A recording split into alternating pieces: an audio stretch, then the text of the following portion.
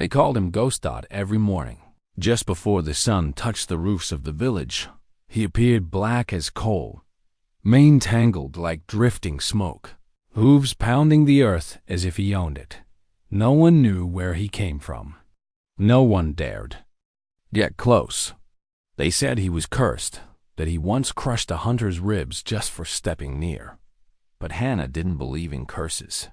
Every dawn, before her mother even stirred, she crept out of the house barefoot and climbed the grassy slope. Behind the school, there, at the edge of the fields, she waited. And every time, like clockwork, he came wild, defiant, untouchable. She didn't speak. She never did. Not since her father left, and not at school either. She didn't need to. Not with Ghost. On this morning, the air felt heavier, as if something was about to shift. Hannah crouched low, hands tucked under her chin, eyes fixed on the distant trees. A breeze carried the smell of wet soil, and then there he was. Muscles rippling, tail lashing behind him like a whip, his body blacker than the night he broke free from. He didn't gallop like before. He walked out slow, cautious, powerful. Hannah's breath caught. She didn't dare blink Dot. He was closer than he had ever been. Still across the field, but now he paused, head lifted. His ears twitched Dot, then his gaze met hers. Not a glance. Not a flick. A stare. Direct. Bold. Hannah's heart thumped. She could feel it in her throat. Her legs trembled. She wanted to run but couldn't move. For a long moment, neither did he. And then he took one step forward. "He's looking at me," she whispered, almost to herself. She stood, slowly, hands open by her side. No sudden moves. "Hi," she said. Her voice sounded strange, rusty. She hadn't used it in days. The stallion's ears turned. His eyes, deep and dark, never left hers. "I'm Hannah." Her throat tightened, but she kept going. "You don't have to be scared." He snorted, stamped the ground. But he didn't leave. For the first time, he stayed. Back in the village, whispers about the black stallion had only grown louder. "He's dangerous," said Mr. Tanaka, slamming his broom. "On the porch. One day he'll hurt someone's child." "We should call the officials," muttered the teacher at school. But no one dared go near. Not after old Jen tried and ended up with a broken wrist. Only Hannah saw something different. That night, while her mother scolded her for another skipped breakfast and her silence at school, Hannah clutched the drawing she made Ghost's eyes, wild but sad. "You never talk to me," her mother said, frustrated. "You just sit there, lost in your own world. I don't know what's going on in your head." Hannah looked up, lips parting, but no words came. She just stared. Like Ghost had stared at her the next morning, she went back same time. Same hill Ghost was already there, waiting. She stepped out from behind the bush, not even crouching this time. He didn't move. Hannah took a breath and walked forward. One step, then another. Her heart pounded. Her fingers trembled. "Please don't run," she whispered. Ghost raised his head. He tossed his mane but didn't bolt. She was halfway across the field now, closer than anyone had been. Close enough to hear his breathing. "You're not mean, are you?" she asked. "You're just alone." He didn't answer, of course, but his ears twitched, and for a heartbeat, she swore he softened. Then, from behind shouts double quotes Hannah, a voice yelled, "Get away from there!" It was Mr. Tanaka. He was running, stick in hand. "That beast'll kill you!" Ghost reared back, eyes flashing. Hannah screamed, not in fear, but in panic. "No, don't." But it was too late. The stallion turned, hooves tearing at the ground, and vanished into the woods. Mr. Tanaka grabbed her arm roughly. "Are you crazy? That thing could have trampled you." She pulled away. "He wouldn't." "What?" He was just listening. Don't be foolish, he snapped. Next time, you won't be lucky. That night, Hannah didn't sleep. Her legs were sore, but her heart hurt more. She had scared him, or maybe the village did. But something had shifted when he looked at her. Something real. She had to fix it. The next dawn, she returned. No one followed her this time. The hill was quiet again. She waited. Minutes passed. Then an hour. No sign of him. Her eyes stung. Maybe he was gone for good. She stood, brushing dirt from her legs, when a sound made her freeze. A breath. She turned. He was behind her. Closer than ever. His nose barely an arm's length away. His eyes calmer now. No fear. No anger. She didn't move. Then, slowly, he stepped closer. His breath warmed her hand. Her fingers lifted. Shaking. She touched his muzzle. It was warm. Soft. Real. I knew you'd come back, she whispered. The stallion didn't flinch. He let her hand rest there, just for a second. Then he backed away, turned, and vanished again into the trees. But this time, it wasn't a goodbye. It was a promise. At school, Hannah didn't speak. Not with words, but she drew. All through math class. All through lunch. Sketch after sketch of a black stallion and a girl standing in silence. Someone peeked over her shoulder. Is that the wild horse? A boy asked. Hannah didn't answer, but she smiled. The next morning, she brought an apple. She waited again. No fear this time. When he came, she sat in the grass. The apple in her lap. Ghost stopped 5 steps away. This is for you, she said. You don't have to take it. He came, step by step, slow, sure. His nose brushed her palm. He took the apple gently, his lips soft against her skin. I won't tell anyone, she whispered. They'd try to catch you. He looked at her, and in that look, she saw everything. Freedom, pain, strength, and something else. Trust. That night, as the village talked again about hiring men to trap the wild one, Hannah sat at her window. She watched the stars, and she made a silent promise. She would protect them, even if no one else did, even if no one else believed her. She would never let them take away the one creature who saw her, really saw her. And somewhere, in the woods, under the light of the moon, Ghost raised his head, ears turning toward the hill. He remembered.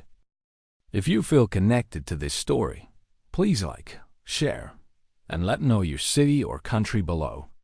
The next morning, Hannah's window rattled with shouting. By the time she ran barefoot to the village square, a crowd had already gathered.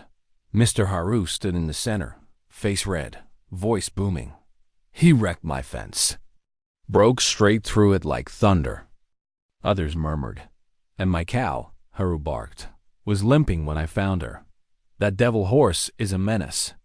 Hannah's stomach dropped. Ghost. She pushed closer, heart racing. A man shook his head. That stallion's dangerous. It's time we end this. No one can catch him, someone muttered. Then we'll call the city. Let the government handle him. Tranquilize him if they have to. A chill ran down Hannah's spine. She wanted to scream, but her throat clenched shut. Ghost wasn't dangerous.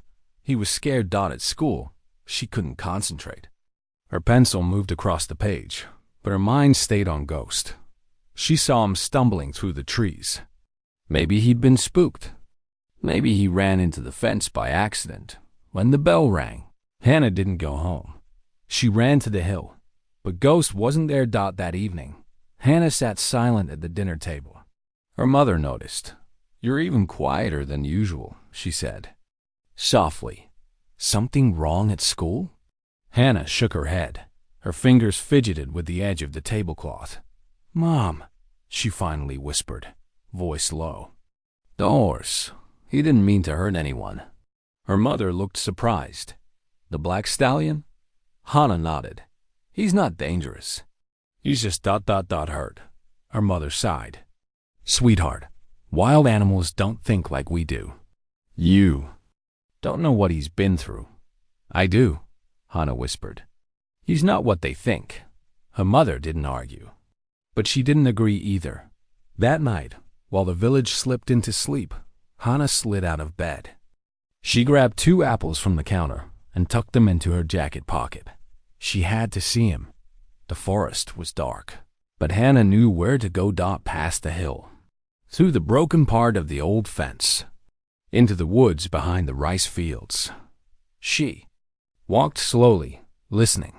Then she heard a rustle, a low, strained breath. Ghost? She called softly. No answer. Please don't hide. She stepped deeper into the trees. And then, there he was, standing near the creek, one front leg slightly raised, favoring it. His coat looked dull under the moonlight. His flank had a scrape. Dried blood crusted near his shoulder. Oh no. Hannah breathed. She pulled an apple from her pocket and stepped forward. It's okay, she said. I brought these for you. Ghost didn't run, but he didn't come closer either. You're hurt, aren't you? She knelt, rolling the apple toward him. He sniffed it, then took a bite. Slowly. That's good, she whispered. She sat in the cold grass, watching him chew. You didn't mean to break the fence, she murmured. They don't understand. His ears twitched. I'll help you, I promise. The next morning, Hannah returned to the woods before dawn. This time, she brought a cloth soaked in warm water, hidden in her school bag. Ghost wasn't there. She waited. Then, hooves. He limped out from behind the trees. She smiled. You came back. He sniffed her hand, then stood still. Very slowly, she raised the cloth. This might sting a little.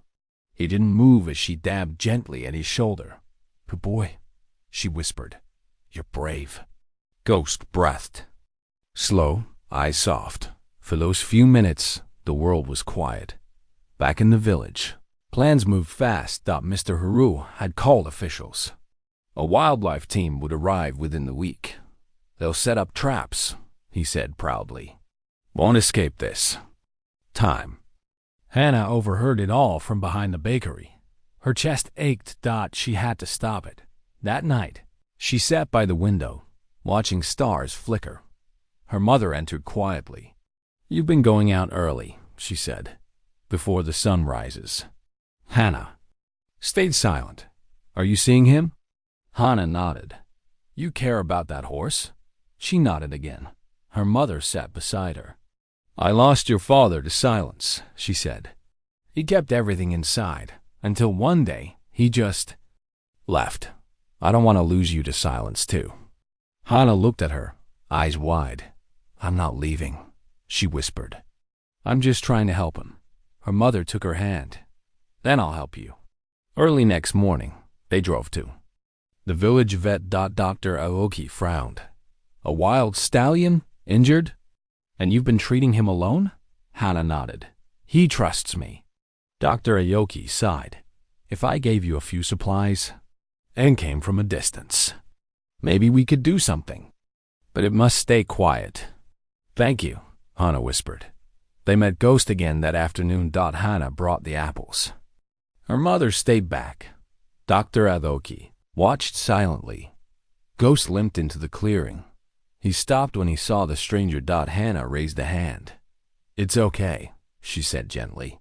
He's here to help. Ghost took one step forward. Dr. Aoki nodded. He's badly bruised. That leg needs rest. And the wound's healing, but slowly. He passed her a small jar. Apply this every night. And keep him calm.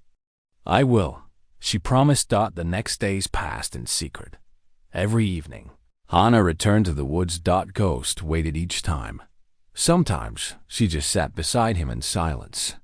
Sometimes she spoke softly. Once she said, They think you're a monster. He looked at her, steady and calm. But you're just tired, aren't you? On the 6th night, rain began to fall. Thin, cold drops. Hannah pulled her hood up, but didn't leave. Ghost stood still, rain soaking his coat. She pressed her forehead gently against his neck. "You're not alone anymore," she whispered. He didn't flinch. He just stayed, warm, silent. The next morning brought bad news. "The trapman arrived tomorrow," Haru announced. "That horse won't run wild anymore."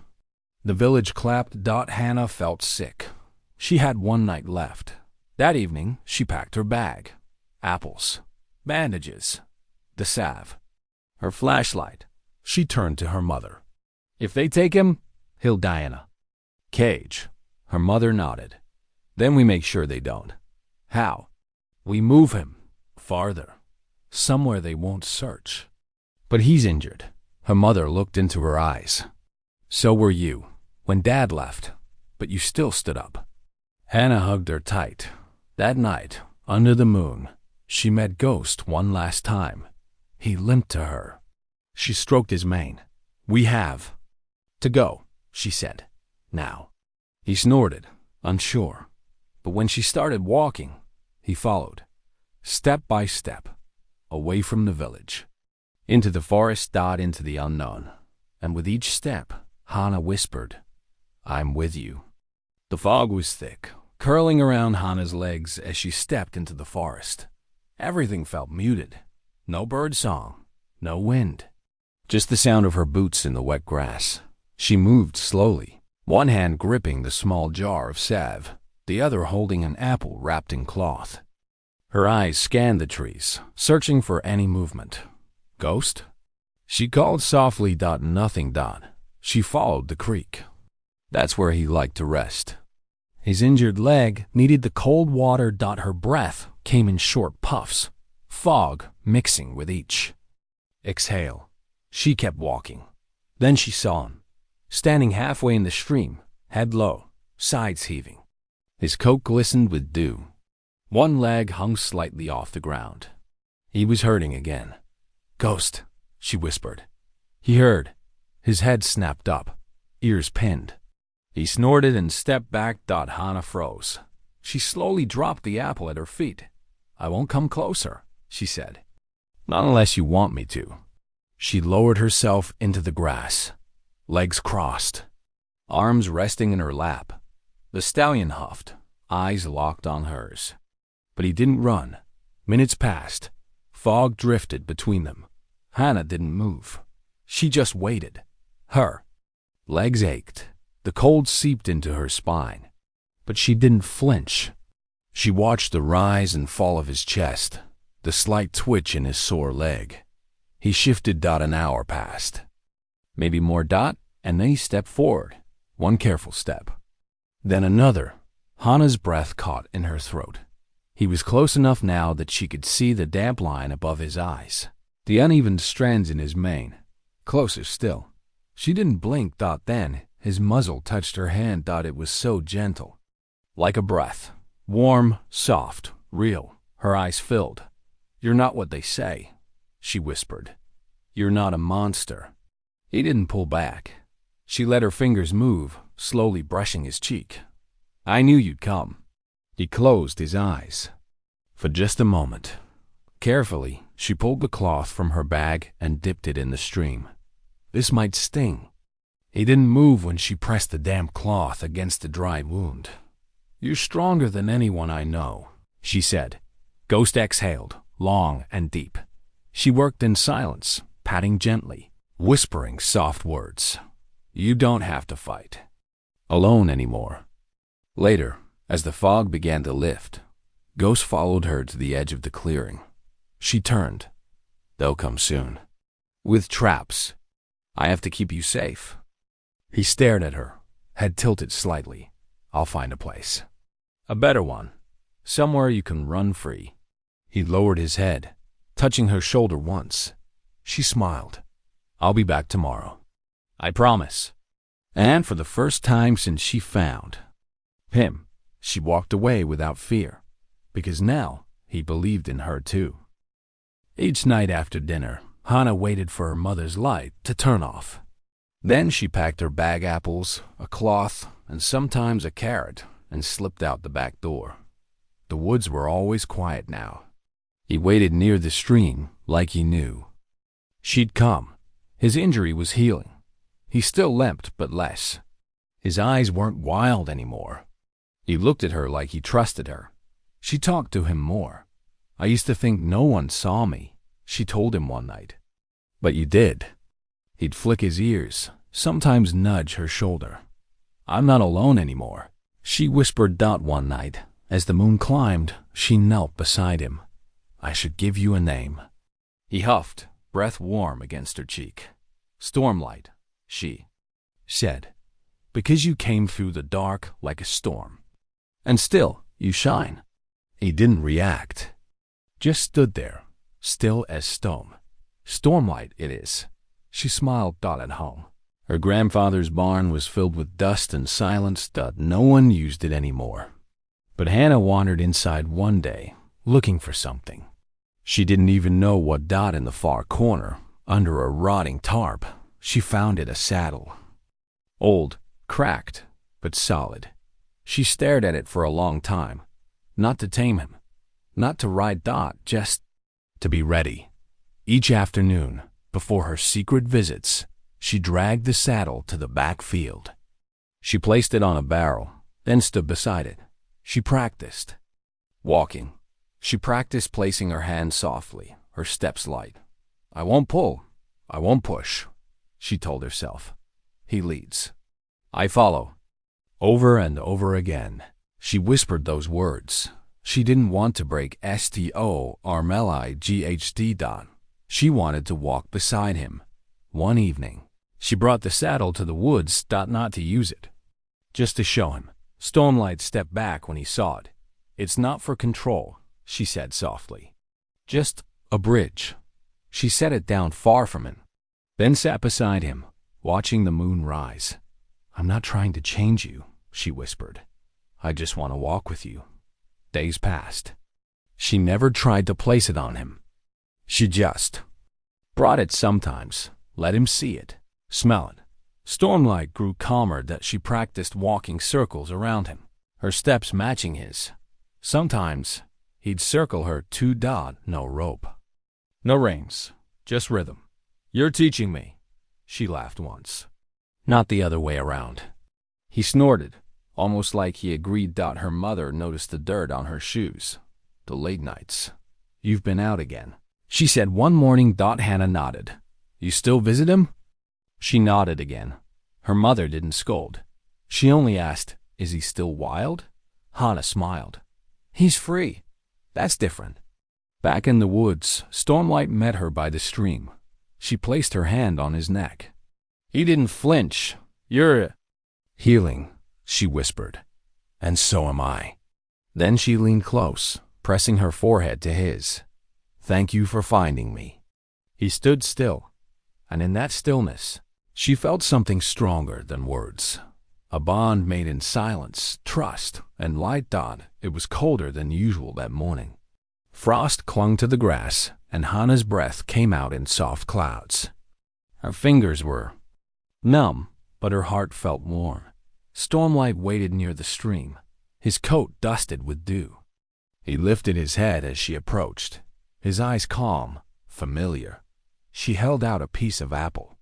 He took it gently, lips brushing her palm. "Good boy," she whispered. "You're early today." He gave a low snort, shaking his mane. She stepped beside him, fingers running along his neck. He didn't flinch. She walked to his side and placed a hand on his back. He stayed still. Her chest tightened. This had never happened before. "I'm not gonna rush," she said quietly. "Just trust me if you can."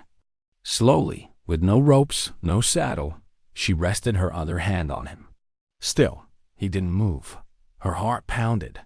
She placed her foot against a nearby log, used it to push herself up. "Please don't run," she whispered. "Not unless you want to." And just like that, she was on his back. No resistance, no fear. Stormlight shifted once, then started walking. Hannah grabbed nothing. She just held her breath and trusted. The forest opened around them. Stormlight's steps were slow at first, careful. Hannah stayed low, her hands on his mane. Her legs trembled, but she didn't hold tight. She let him lead. "You're really letting me," she whispered. He moved faster now, hooves brushing fallen leaves. Then, without warning, he ran. Hannah gasped. Wind rushed against her face. The trees flew past. Stormlight galloped through the clearing, tail high, muscles strong beneath her. No saddle. No reins. Just the beat of his heart and the rhythm of his stride. She didn't scream. She laughed. It was the first time in years. They reached the hill where she first saw him. He stopped at the top. Chest heaving, steam rising from his back. Hannah leaned forward, arms around his neck. "He chose me," she whispered. "You chose me." Stormlight turned his head, just slightly, as if he'd heard every word. She stayed there for a long time, letting her fingers brush through his tangled mane. Down below, the village was quiet. No one saw them, just the girl and the wild horse. Together. Later, as they walked back to the stream, Stormlight kept close to her side. She talked to him like she always did. "I never thought I'd matter to anyone," she said. "But you made me feel like I do." He nudged her gently, like he understood. That night, Hannah returned home, shoes soaked, jacket damp. Her mother looked up from the table. "You're late. I was with him." Her mother smiled, soft but tired. "Did something happen?" Hannah paused. "He let me ride." Her mother's eyes widened. "No rope?" She shook her head. "Nothing. Just trust." There was silence. For a moment, then her mother said, "He sees you, just like I do." In her room, Hannah stared at the ceiling, replaying every second. The wind, the speed, the way Stormlight didn't even hesitate. He wasn't tamed. He simply trusted her. And, in return, she had never felt more free. The next morning, Hannah walked into school with mud on her shoes and a small scratch along her cheek. She tried to wipe it, but it stung. She sat in the back, quiet as always, but something was different. Eyes were on her. Too. Girls whispered near the window. "She's always dirty lately. She goes into the woods." A boy leaned over his desk. "I saw her after school. She had hay in her hair." Hannah didn't look up. She kept drawing circles in her notebook. Inside, her heart thud. She thought no one noticed. But someone had. At lunch, she sat alone, as usual. But this time, there were more stares than silence. Tomo, a boy from her class, walked past her table twice. The third time, he asked, "Do you really go to the woods?" Hannah didn't answer. He sat down anyway. "I saw you," he said, "yesterday, at the edge of the field." She tencd. He leaned closer. "You were riding a black horse." Her eyes widened. "I told my brother." "He didn't believe me," Tomo said. "No one will." Hannah whispered, "Please don't tell anyone." "Why not?" "They'll take him." But by the next morning, whispers floated through the air like leaves. "The wild horse? She rides it? No one can get near that beast. She talks to him like they're friends." At the market, Mrs. Sato said, "I heard Hannah tamed the black stallion." Mr. Haru scoffed. "No girl could do that. It's just talk." But others weren't so sure. "She's always been odd," someone muttered. "I've seen her go out before sunrise." Back at home, Hannah dropped her backpack by the door. Her mother looked up. "You're the talk of the village." Hannah froze. "What?" "Someone saw you on Stormlight. The story's out." She sat down slowly. "They'll come for him." "Maybe not," her mother said. "Some don't believe it. Others, they're curious." That evening, she ran to the woods, heart pounding. She found Stormlight by the creek, grazing calmly. "They know," she told him. He lifted his head. "I tried to keep you secret," she said, "but someone followed me." He walked over, pressed his nose to her chest. "They'll want to catch you again," she whispered, "but I won't let them." The next day, Tomo stood outside the school gate, waiting for her. "I didn't tell anyone," he said. "You didn't have to. I didn't know they'd talk. I just thought it was cool." Hana stared at him. "She's not lying," he said to the others nearby. "I saw it. She rides him with no rope, no saddle, nothing." One kid laughed, but another said, "Maybe she's telling the truth." That night, Hana couldn't sleep. She sat by her window, looking toward the woods. Stormlight had trusted her. Now the whole village might ruin it. She whispered to the dark, "Please, don't take him from me." The wind outside carried voices from the street below. "He's just a horse," someone said. "No," another replied. "He's something else." And in the shadows of the forest, Stormlight stood still, listening, waiting, for the only one who never called him wild.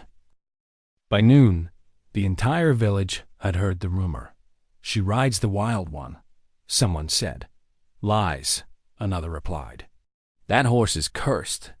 But whispers turned into voices, and voices turned into a call. A meeting was announced. All elders were to gather in the old hall before sunset. Hana heard it from Tomo after class. "They're calling it the Stormlight meeting," he said. "They want to decide what to do." Her stomach dropped. "They'll vote to take him," she whispered. Tomo nodded. "You should speak." That evening, the hall filled with boots and stares. Mr. Haru stood first. "That beast has hurt people before. Broke my fence. Injured my cow." Others nodded. "He's dangerous," one elder growled. "Always has been." Hana sat quietly at the back. Her hands shook in her lap. But when they called for comments, she stood. People turned. Some rolled their eyes. She stepped forward, voice low. "He hasn't hurt me." "Child, you got lucky," said one elder. "No," she said, louder now. "I've been with him. Every morning, every night. If he was dangerous, I wouldn't be here." "Maybe not yet," Haru snapped. "He let me ride him." With no rope, no saddle. The room murmured. Hana looked around. "You're afraid of what you don't know." "He's still an animal," someone said. "Yes," she nodded.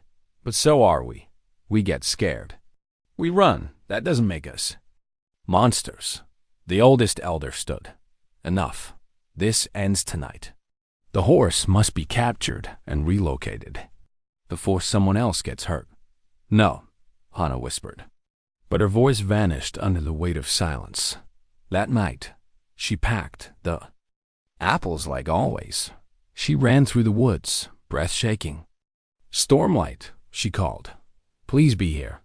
She reached the stream. Nothing. She waited. Minutes turned into hours. "Come on," she begged. "Don't leave me." The trees stayed still. She sat down, tears running silently. "I tried," she whispered. "I told them you're not bad." But Stormlight didn't come. And by dawn, Hana was still sitting there, cold and alone. The morning after Stormlight didn't come, Hana didn't go to school. She sat by the stream until the sun rose, staring at the empty path he usually walked. Her eyes were swollen, her chest hollow. He'd vanished. Had he heard the meeting? Had he felt the fear rising in the village? Or worse, had they already found him? She stood up slowly, brushed her knees, and ran. Voices echoed from the field. Behind Mr. Haru's barn. "Pull tighter. Set the net low." Hana froze at the edge of the trees. 6 men. 2 nets.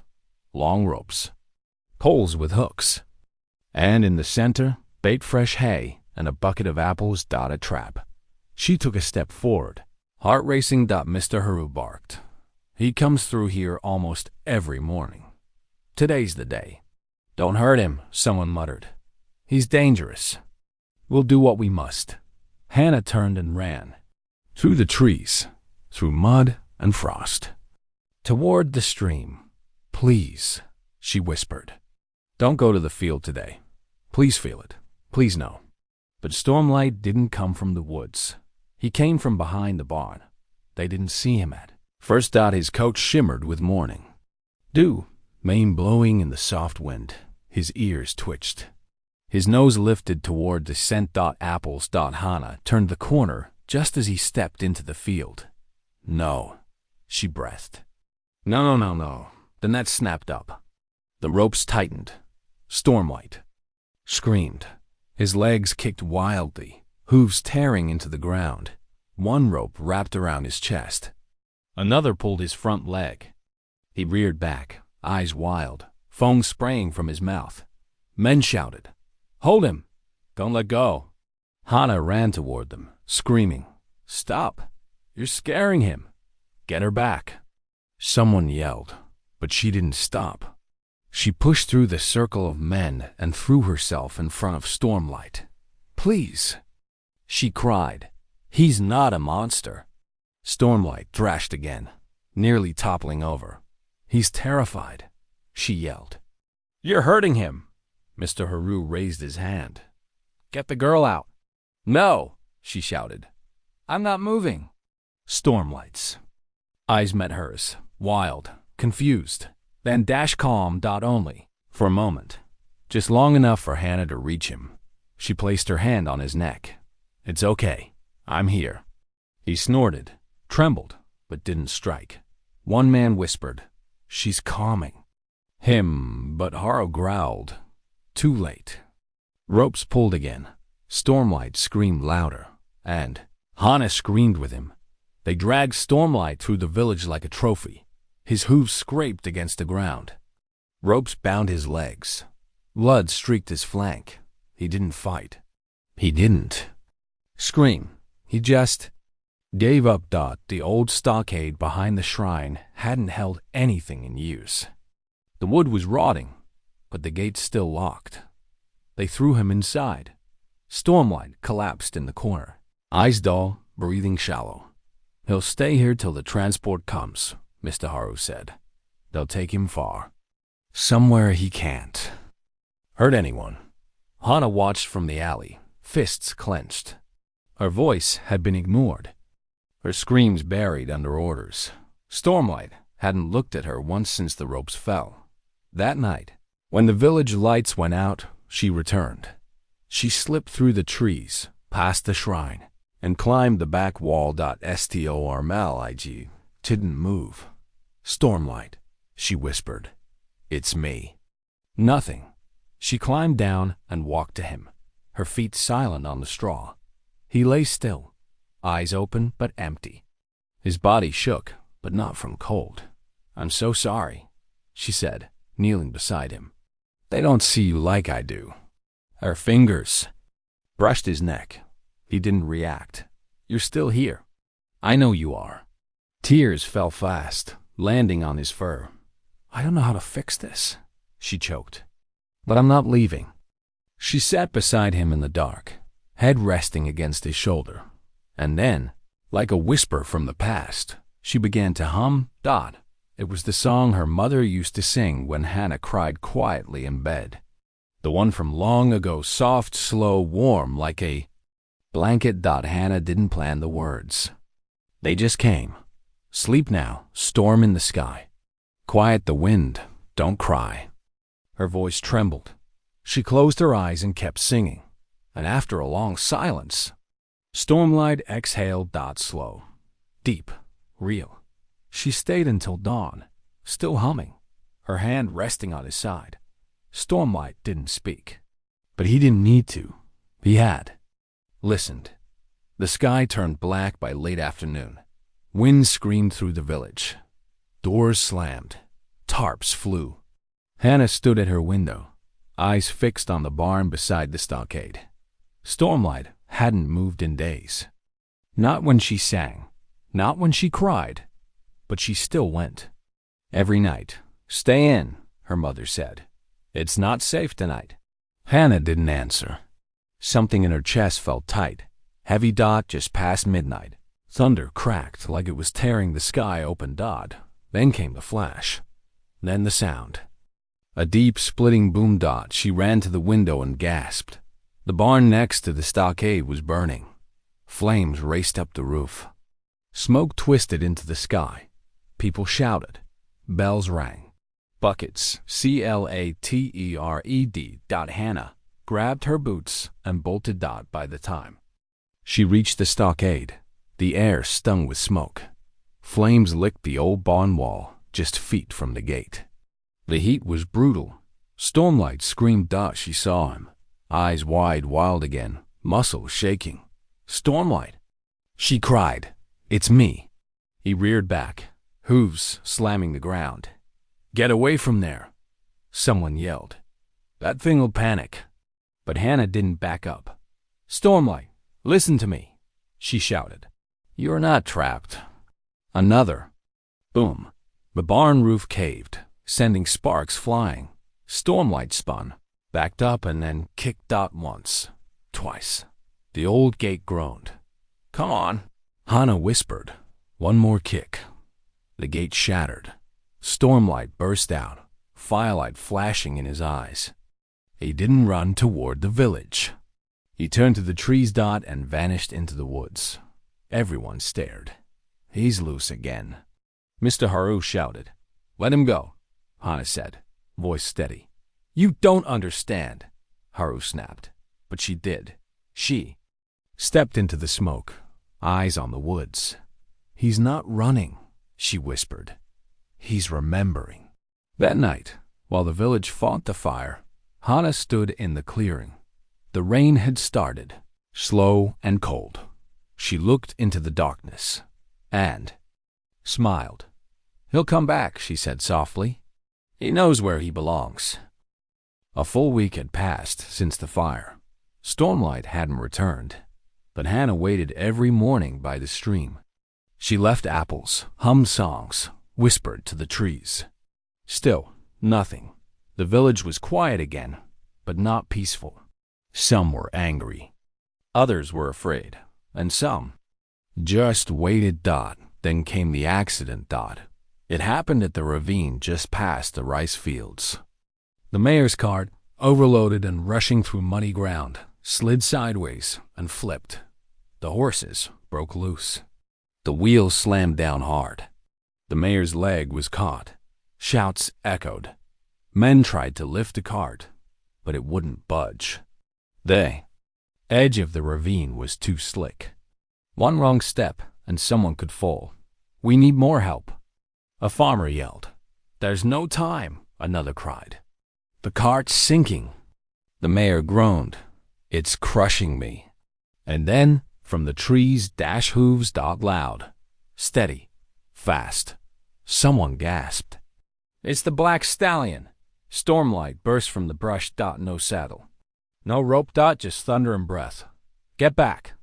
A man shouted. "He's wild." But Stormlight didn't charge. He slowed, came close, and stood beside the broken cart. Eyes calm, chest heaving. He nudged the edge of the wood, snorted, stepped forward. The cart shifted. The mayor groaned. "He's helping." Stormlight pressed again, his shoulder to the wheel. Legs braced. Another inch. Then Hannah appeared riding bareback, hair flying, arms tight around Stormlight's neck. "Move!" she shouted. "Let him work." The men parted. She slid down and knelt beside the wheel. "Push with him," she told the others. "Now," Stormlight snorted. As if he understood, 3 men grabbed the other side. 1, 2, 3. The cart lifted. Hannah pulled the mayor free. Stormlight stepped back, covered in sweat, chest rising fast. The mayor groaned, but he was safe. Everyone stood frozen. No one spoke. Then the mayor looked at Hannah. "He saved me," he said weakly. "That horse saved my life." Stormlight stood tall. His eyes met Hannah's, and for the first time since the trap, he didn't look away. That night, the village didn't argue. They didn't whisper. They only watched, silent, as Hannah led Stormlight through the field. No ropes. No fear. Just trust. And the fire in his eyes. The photo came from an old phone. Blurry, a little crooked. But it captured everything. Hannah riding bareback through the clearing. Arms wide, stormlight beneath her like wind turned solid. No saddle. No fear. By morning, the image had been shared. Then reshared. Then posted online. The untamed stallion. And the girl, the headline read. Tourists started showing up by the weekend. They asked questions. Took pictures. Crowded the road near the fields. Where is the girl? Is the horse really wild? Hannah didn't answer. She just walked with. Stormlight, quiet as always. She didn't perform. She didn't wave. She only rode. Barefoot. Calm. Focused. One afternoon, a man in a suit approached her near the stream. Is this your horse? He asked. Hannah looked at him. He's not mine. He's free. The man smiled politely. I represent a ranch. They train wild horses for film. We'd pay well. No, Hannah said softly. We're not here to hurt him. He's not for sale. The man looked at Stormlight. He'd be famous. Hannah stepped in front of him. He doesn't want fame. He wants peace. More men came in the following days, with papers, offers, promises. Hannah said the same thing each time. No. Some villagers were angry. You could help your mother, one said. Fix your house. Fix everything. Hannah answered, we're not broken. The mayor, still limping, called her aside. You've brought people here. They come because of him. I know. Some think you owe the village something. Hannah looked down. I only did what he would have done for me. The mayor nodded slowly. Just be careful. They'll keep asking. That night, Hannah sat beside Stormlight in the dark field. She leaned against his side, eyes closed. They see something wild, she whispered. But they don't see you. Stormlight exhaled, soft and slow. You're not a show. You're my friend. He turned his head, muzzle brushing her hair. She smiled through the quiet. Let them talk, she said. We'll keep walking. And in that stillness, the world faded. Only the girl and the wild horse remained. He came in a shiny black car. People whispered before he even stepped out. They said he owned race horses, sponsored shows across the country, and had more money than anyone in the valley. He wore a gray suit and a gold watch. Shoes too clean for a place like this, and he went straight to Hannah's house. Hannah had just returned. From the field, her jeans were muddy, her arms scratched. She stopped at the door when she heard voices inside. I'm not here to waste time, the man said. That horse has value. I'll pay whatever you want. Her mother hesitated. It's not mine to sell. I spoke to the mayor. I have permission to negotiate. I don't need ownership. I need access. A place on the circuit. This animal belongs in competition, not the dirt. Hannah stepped in. He's not a prize. The man turned. You must be the girl. You don't even know his name, she said. You want what he can give you, but you don't care what he wants. He smiled. Horses don't want. They perform. Hannah's voice shook. He's not a machine. Every animal has a price. She stared at him. You can't buy trust. Later that night, her mother sat beside her on the porch. He offered a lot, she said gently. More than your father ever made in a year. Hannah looked down. Would you sell me too, if he offered enough? Her mother's breath caught. Hannah, no, never. Then don't ask me to sell him. I'm not. I just wanted to hear it from you. Hannah whispered. He saved the mayor. He saved me. Doesn't that count? It does, her mother said quietly. But not for everyone. The next day, people talked. The money could help her family. That horse doesn't belong to her. She should be grateful someone important wants him. Hannah said nothing, but she noticed something different in the village. The looks, the pause in conversations when she walked by Dodd, the pressure quiet but heavy Dodd at dusk. She sat by the stream, Stormlight stood near, brushing the grass with his nose. She touched his side and whispered, "They don't see you like I do. They see a trophy, a deal." Stormlight didn't move. "I don't want to lose you." He lifted his head and looked at her calm, steady. She wiped her cheek. "I won't let them decide who you are." And in the fading light, she made a silent promise that she wouldn't trade trust for money. Not ever. The money sat in a thick envelope on the kitchen table. The man with the suit had returned that morning. This time, he didn't ask questions. He just left the offer. No words, no threats, just cash. Hannah stared at it like it was poison. Her mother sat nearby, rubbing her temples. The roof still leaked. The heater barely worked. Bills waited in a drawer, unopened. "We could fix everything," her mother whispered. "I know. You could go back to school full time. I know." Stormlight had sensed it too. He was restless lately. He didn't come when she called. He paced more, kicked at fallen branches. Some days, he stood at the edge of the clearing, eyes toward the hills. Maybe he felt it in the air. The change was coming. Maybe he wanted to leave. That night, Hannah didn't sleep. She watched the ceiling, arms folded over her chest. Then, just before dawn, she rose quietly, grabbed her coat, and stepped outside. She didn't bring an apple. No saddle, nothing to offer, only herself. She found Stormlight near the creek, alone. His ears flicked when he saw her, but he didn't move. She walked slowly, stopping a few feet away. "I won't ask you to stay," she whispered. "I know you're not mine." He watched her, still as stone. She took a shaky breath. "My mom's tired. The money would help." She looked down. "I want to do the right thing, but I don't know what that is." He stepped closer, his breath warm against her face. "If you want to go," she said, voice trembling, "I won't stop you." They stood like that for a long time, girl and horse, barely breathing. Then Stormlight turned toward the hills. Hannah's heart ached, but he didn't run. He stepped forward again and lowered his head to her chest. Later that morning, Hannah returned. Home. She found the envelope still on the table. Without a word, she picked it up and handed it back to her mother. Her mother looked at her, eyes tired. "You're sure?" "Yes," Hannah said. He already chose. Outside, Stormlight stood near, the fence tail swaying in the breeze, and for the first time in days, he was calm. The village was alive again. Banners hung across rooftops.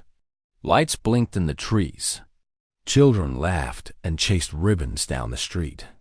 It was the annual autumn festival, and for the first time in years, people had something to celebrate. But Hannah wasn't smiling. She stood off to the side, watching. Stormlight had stayed near all week, quiet and calm, but distant too. As if he knew he didn't belong in crowds. As if he knew the line between wonder and fear was still thin. Tomo nudged her. "You're not riding in the parade?" She shook her head. "He doesn't want that. People trust him now," Tomo said. "After the mayor, that doesn't mean they understand him." Tomo looked down. Still, it'd be nice to see. The parade began just after noon. Floats rolled past, painted in gold and red. Drums thudded. Dancers twirled. Hannah stayed near the edge of the field, eyes scanning the distance. Stormlight stood in the clearing beyond the crowd, far enough to stay away, close enough to watch. That's when it happened. One of the oxen pulling a float broke free. Its rope had snapped. Something had spooked it. The massive creature swung its horns and charged into the street. Screams ripped through the village. People scattered. Drums stopped. Someone shouted, "The kids!" A group of children were frozen in the path, too scared to move. Hannah dropped everything. She ran, but she wasn't fast enough. Stormlight was done. He tore across the open grass like thunder rolling low through the sky. His hooves slammed the ground. His mane flew wild. People gasped. He didn't flinch. He charged straight into the ox's path, cutting it off. The ox reared, confused. Stormlight stood his ground. He snorted, stomped, circled the ox with quick, sharp steps. Not attacking, guiding. The ox turned. Stormlight herded it slowly, away from the crowd, down the side of the street, into the open field. The crowd held their breath. Hannah reached the children and pulled them back.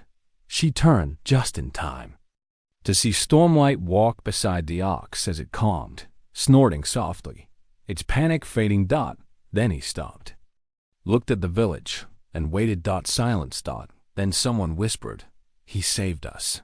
Another added, "That horse." He knew what to do. Mr. Haru stepped forward. He didn't run. He protected them. The mayor limped through the crowd, nodding. Slowly. "We don't deserve him." Hannah walked toward Stormlight, tears already in her eyes. She placed her hand on his cheek. "You came back for them." He lowered his head gently. Later that night, the fireflies returned. Villagers sat quietly near the stream. No music, no banners. Just stories. He didn't have to help, someone said, but he did. He didn't even hesitate. Hannah sat beside her mother. For once, the village was still, listening. Stormlight stood nearby, his coat glowing faintly in the moonlight. "He's not ours," Hannah said softly, "but he's here." Her mother whispered, "Maybe that's better." And in the quiet of that night, they didn't see a beast. They saw what Hannah always had: a guardian, a storm, a friend. The next morning, the mayor came to Hannah's door with a box in his hand and a crowd behind him. He looked nervous, still favoring the leg Stormlight had once saved. "We'd like to give you this," he said. "A medal for bravery, for protecting the village." Hannah stepped outside slowly, her hands tucked into her sleeves. People clapped. Some smiled. Even Mr. Haru gave a short nod. The mayor opened the box. Inside was a silver medal tied with a red ribbon. Hannah stared at it, then looked toward the field where Stormlight grazed in the distance. "I don't want a ribbon," she said quietly. The crowd hushed. "I just want him free."